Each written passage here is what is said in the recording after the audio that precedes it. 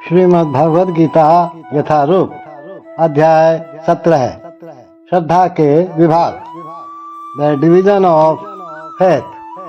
श्लोक 28।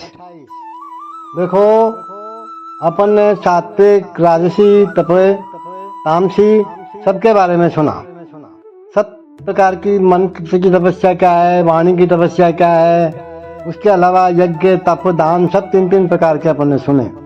लेकिन इन सब के ऊपर श्रद्धा अपना कितना महत्व रखती है, ये भगवान इस श्लोक में अपने को अर्जुन के माध्यम से हम सबको बताना चाहते हैं। और वही इस श्लोक का और इस अध्याय का वास्तविक अर्थ है। अश्रद्धया हुतम दत्तम तपस्तप्तम कृतम च यत् असिदुच्यते पार्थन च तत्प्रत्यय नो है। एक बार पुनः सुने।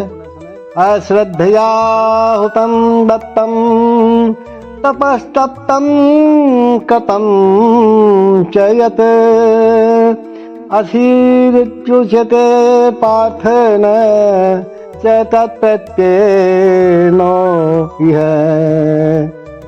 हे पार्थ, श्रद्धा के बिना यज्ञ, दान या तप के रूप में जो भी किया जाता है वह नश्वर है, वह असत कहलाता है और इस जन्म तथा अगले जन्म दोनों में ही व्यर्थ जाता है।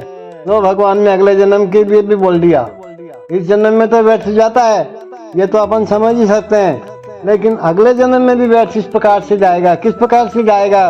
क्योंकि हमें योनि निम्न मिल जाएगी। देखो, चाहे यज्ञ हो, दान हो या तप हो, बिना आध्यात्मिक लक्ष्य के व्यर्थ रहता है।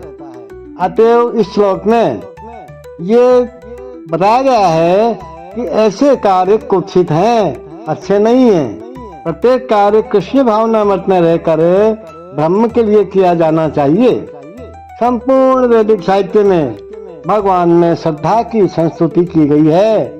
श्रद्धा सबसे ज्यादा महत्वपूर्ण है। ऐसी श्रद्धा तथा समुचित मार्गदर्शन के बिना कोई फल नहीं मिल सकता। समस्त वैदिक आदेशों के पालन का चरम लक्ष्य कृष्ण को जानना है। इस सिद्धांत का पालन किए बिना कोई भी सफल नहीं हो सकता।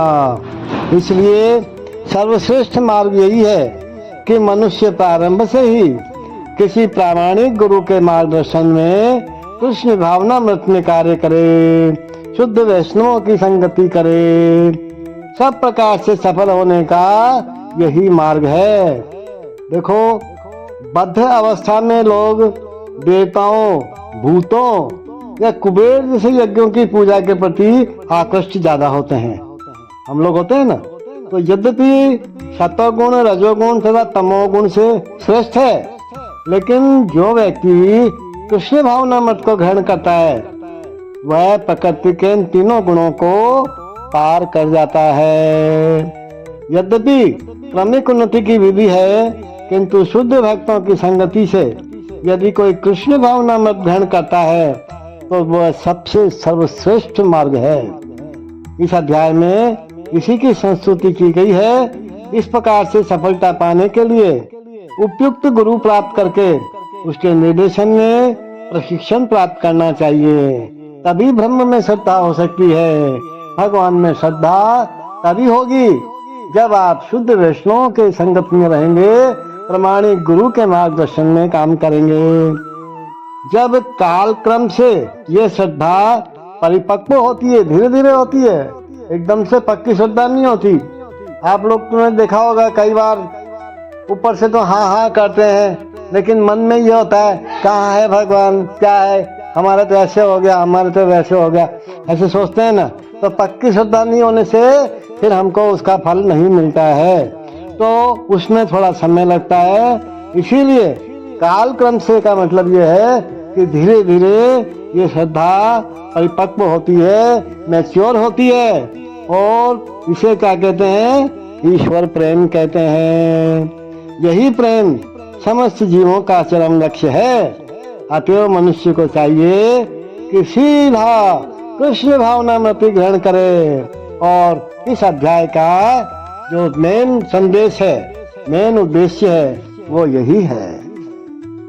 ओ Arjun, anything done as sacrifice, charity or penance without faith in the supreme, O son of Pritha, is impermanent.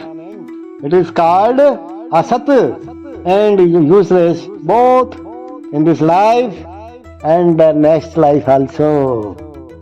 See, anything done without a transcendental objective, whether it be sacrifice, charity or penance, is useless. Therefore, in this verse, it is declared that such activities are abominable. Everything should be done for the Supreme in Krishna consciousness. Without such faith and without the proper guidance, there can never be any fruit. In all the Vedic scriptures, faith in the Supreme is advised. In the pursuit of all Vedic instructions, the ultimate goal is understanding of Krishna. No one can obtain success without following the principles. Therefore, the best course is to work from the very beginning in Krishna consciousness under the guidance of a bona fide spiritual master. That is the way to make everything successful. In the conditional state, as we are, people are attracted to worshipping demigods, ghosts, or yaksha like Kuber. The mode of goodness is better than the modes of passion and ignorance. But one who takes directly to Krishna consciousness is transcendental to all three modes of material nature. Although there is a process of gradual elevation, if one, by the association of pure devotees, Shuddha Vaishnava Bhakta, takes directly to Krishna consciousness, that is the best way, and that is recommended in this chapter. To achieve success in this way, one must first find the proper spiritual master and receive training under his direction. Then one can achieve faith in the Supreme. When that faith matures in course of time, it is called love of God. This love is the ultimate goal of the living entities. One should therefore take to Krishna consciousness directly.